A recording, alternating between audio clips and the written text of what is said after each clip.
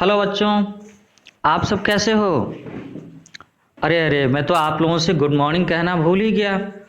अभी अभी सूर्योदय हुआ है और अभी अभी आपने बैकग्राउंड में मुर्गे की आवाज़ भी सुनी होगी, मुर्गे की बांग भी सुनी होगी। तो सूरज उग गया ना। तो अब बताओ कि अब जब सूरज उग गया, सवेरा हो गया, तो अब क्या क्या काम होने चाहिए? जैसे ही सूरज उगता है उसके बाद ही हमारा दिन शुरू हो जाता है और लोगों को तरह तरह के काम याद आते हैं। बच्चों के लिए क्या काम होता है? फ्रेश होना है, ब्रश करना है, नाश्ता करना है, तैयार होना है और स्कूल जाना है।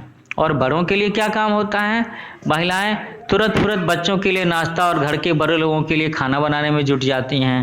और जो आमतौर पर पुरुष लोग होते हैं वो ऑफिस जाने की, अपने काम के स्टेशन की जाने की तैयारी में निकल जाते हैं।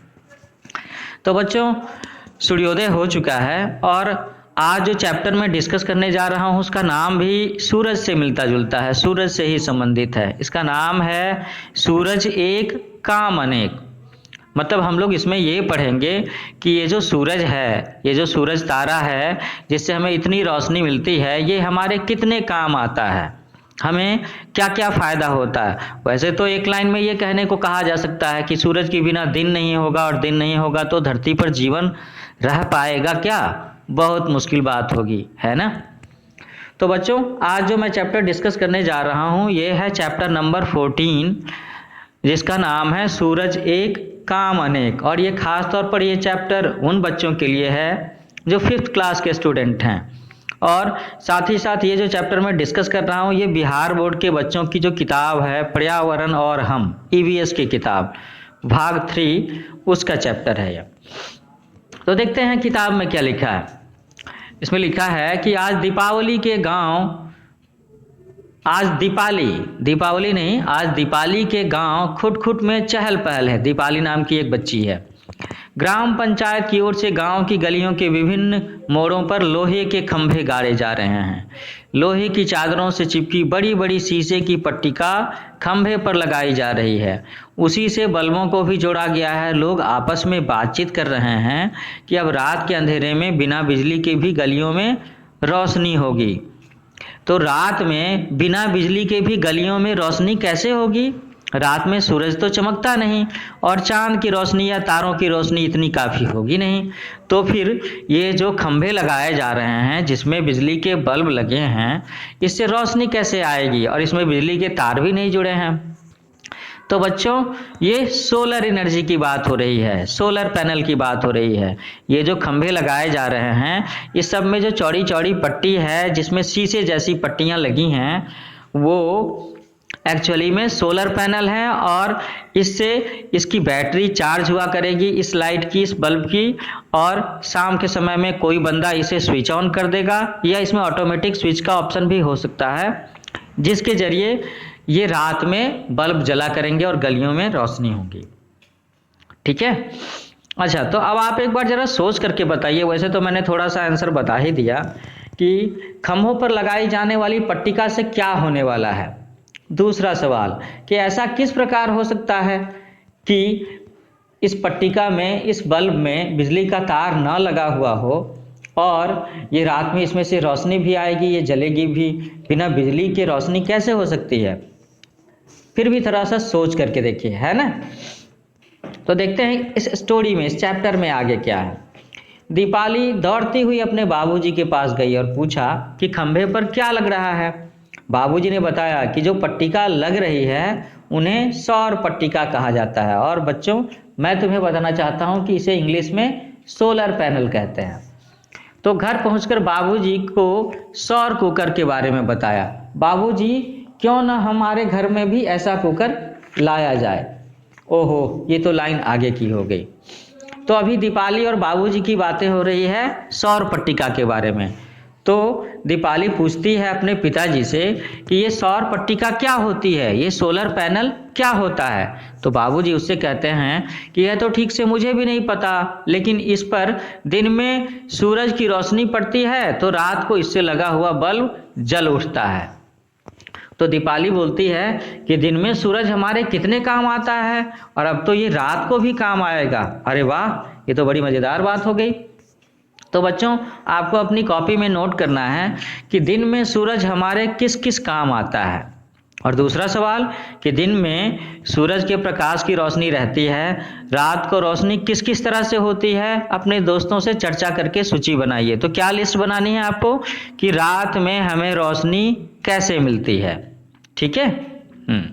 अच्छा, एक छोटा सा एक्सपेरिमेंट्स भी है। यहाँ मैं पेज नंबर 94 पर देख रहा हूँ कि किसी बर्तन में पानी भरकर धूप में रख दीजिए और 1-2 घंटे के पश्चात उसे छू करके देखें क्या महसूस होता। पानी पहले से ठंडा है या गर्म हो गया। दूसरा सवाल, दूसरा एक्सरसाइज कि आपके विद्यालय में फिसलन पट्टी और झूला लगा है। दोपहर में इस पर बैठ करके देखिए।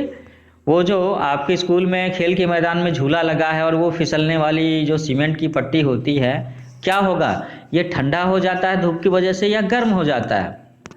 तीसरा सवाल कि विभिन्न प्रकार की चीज़ों जैसे कि ईंट, सिक्का, बालू, प्लास्टिक की बोतल, स्टील के गिलास, इन सब को धूप में रखिए और फिर इन सब चीज़ों को बारी बारी से छू कर देखिए। तो आपको क्या पता चलता है, ये चीज़ें धूप में गर्म होती हैं या ठंडी होती हैं।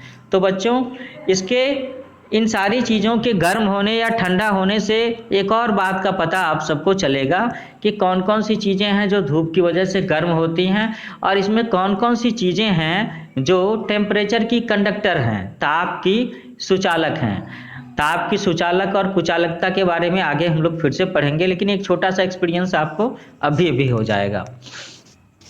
अब आगे दीपाली क्या करती है कि वो खुशी से झूमते हुए अपने गांव में सबको बता रही है कि रात को सौर पट्टिका से बल्ब जलेगा, रात को सौर पट्टिका से बल्ब जलेगा।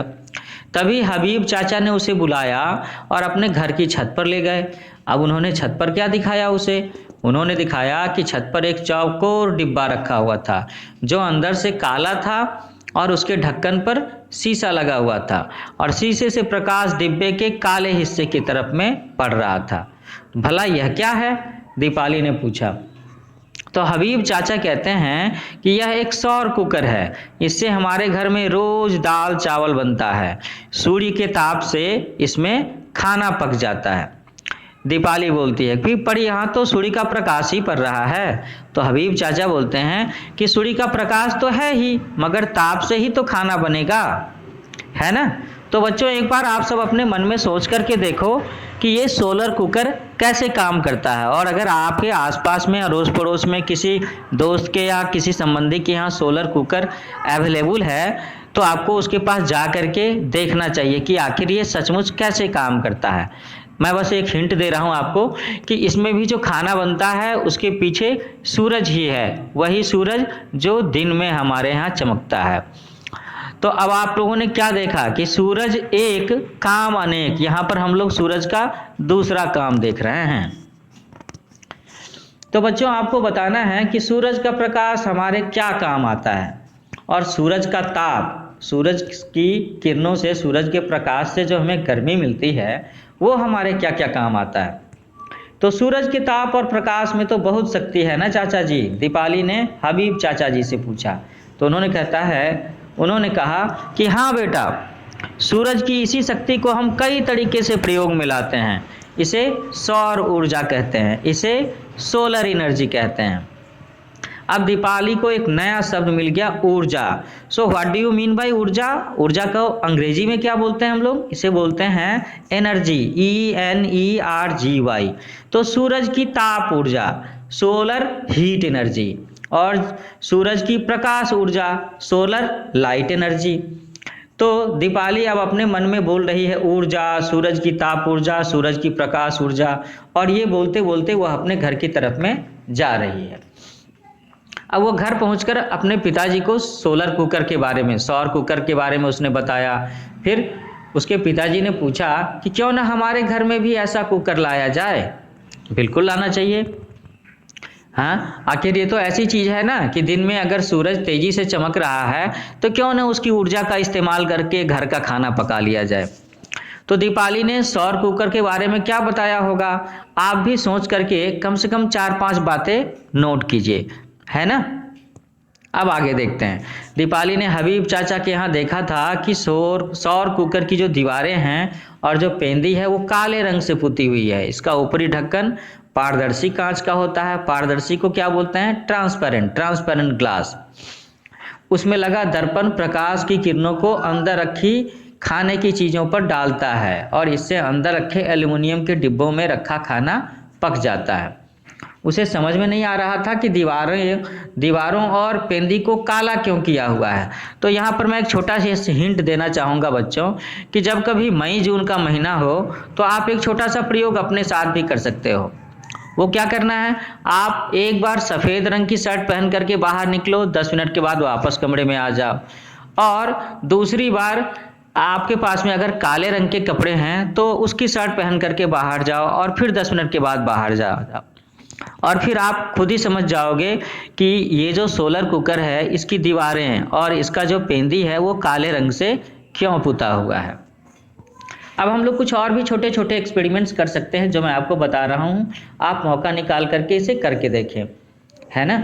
तो स्टील या एल्यूमिनियम की दो एक समान प्लेट लीजिए, एक को सफ़ेद रंग के कागज़ से, दूसरे को काले रंग के कागज़ से ढक दीजिए। अब धूप में 10 मिनट के लिए दोनों को रख दीजिए।